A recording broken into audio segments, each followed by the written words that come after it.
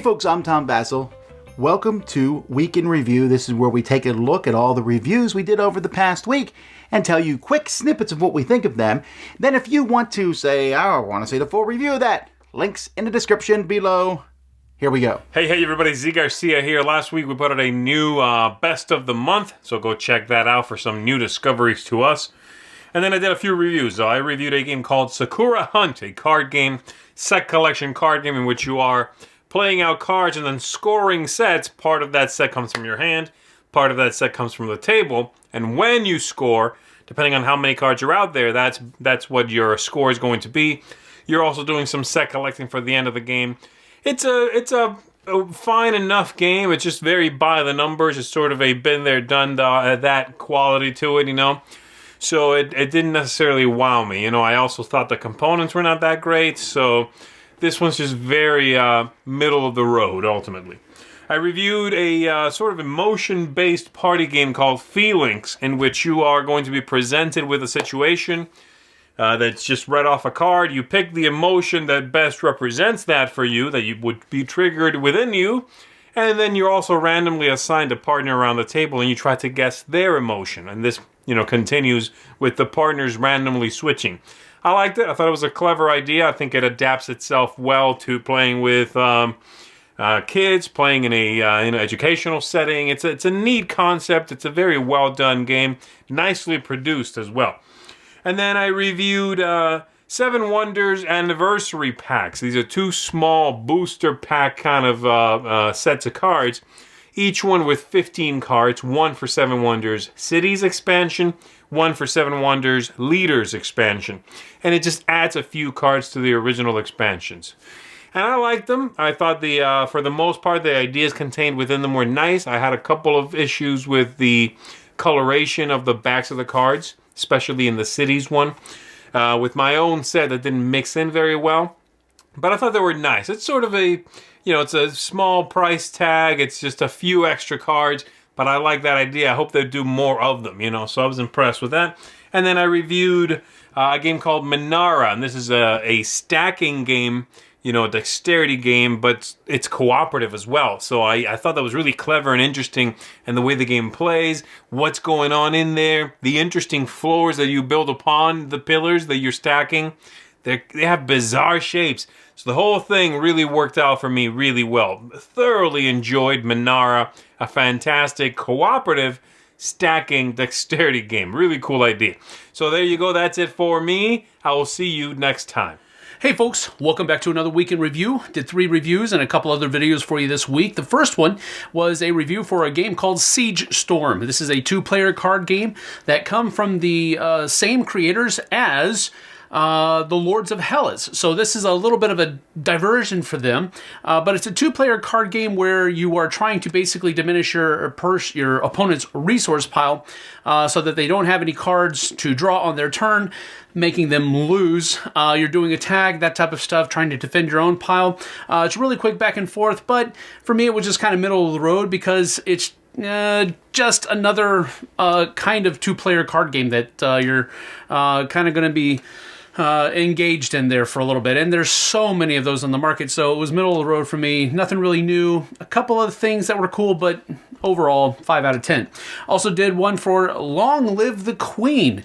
This is an interesting game where it's also 2 players, and each person is taking control of their own gang members, and they are trying to, it's steampunk, by the way, or diesel punk, I believe is what they call it. And the way you're trying to get prestige tokens, 2 of each kind, there are 3 kinds, or you're trying to deactivate the other side's princess, and whoever's able to do one of those 2 winning conditions first wins. It's really cool, back and forth, kind of almost not really chess because it's very linear, but I liked it. I liked it a lot, actually, and my wife enjoyed it as well, and so gave it 8 out of 10. We really had a good time with Long Live the Queen. Looking forward to more plays of it. Also did another review for the more GameMat.eu products. This one, I did the Industrial Terrain, and then we also did one of the double-sided 4x4 mats. It has the Wastelands on one side and the Quarantine print on the other. So having a great time with these terrain battle mat out reviews. I think it's really interesting. The stuff looks great on the table, so go check that out. Also did a Throw Punch Lunch episode with the rest of my host of contributors, and so we had a great time there. Had a lot of good segments as well, and then we also continued our live play, Me versus the Internet, for Memoir 44, the Calkin Gold campaign. Had a lot of fun, and so you'll have to go check that out and see the conclusion there, but we're really enjoying that, and we're going to be continuing that this week as well. So hey, that's it from me. We'll see you on the flip side. Okay, so first of all, for me, City of Kings. This was a pretty big game. I took a look at it, a big Kickstarter project. I really wanted to like this game. There's a lot of great ideas and things in it, but ultimately the monsters themselves kind of killed the game for me. They were too random and yet at the same time a puzzle. So this game kind of turns into a puzzle with a lot of randomness, and it just didn't click for me. Favalis, this was a game in which you are basically putting down tiles in a city, trying to make dice go up or down and score the points for having the most of different colors. Easygoing, very light game that is, I guess, just an enjoyable experience, sit and play. Not a lot of meat in the game, but it's okay. Kick It, we demonstrated this one, kind of a mini soccer game. It's a little more fragile than I would like it to be, basically just kicking a little soccer ball around and blocking it with your figures and stuff, but it's fun. Conflicting Leaders, this is a advanced rock, paper, scissors style game, and you're playing leaders and trying to, there's a lot of this interesting interplay between the cards that are played. It's enjoyable. Ray Guns and Rocket Ships is the kind of game that I would have loved when I was a teenager. It's a little loose for me on the rules, but you have these aliens and heroes, and they're running around in a spaceship, flying around outside a spaceship, swashbuckling and shooting weapons. The theme is really cool, but the gameplay itself is a little nebulous in some ways, and also a lot of luck. Pit Crew. Now, this is not the Pit Crew from Stronghold Games. This is one from Brazil.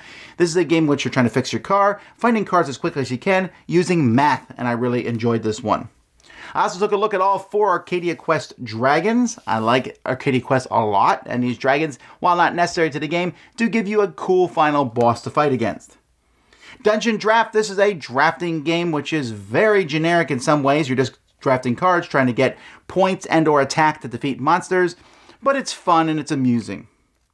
Let Her Go. This is a party game that Melody and I took a look at that we both enjoyed. I wasn't expecting to like it as much as I thought because it's a silly game, but it's also a word game, and trying to figure out a word with silliness involved in it, it really comes together well. Smash Up, that 70s expansion. I like this one. I like everything for Smash Up, really. These... I didn't think they were as distinctive maybe as past expansions, but I did think that they were pretty cool and added some to the game. Melanie and I took a look at Way for the Panda. This is her rating. My rating is probably 7.5. That's still pretty good. Beautiful production, amazing production. It's pandas, although you could take the pandas out and the game doesn't change. But it is a pretty interesting worker placement, action points, area control. There's some neat concepts in this game that I haven't seen in other places.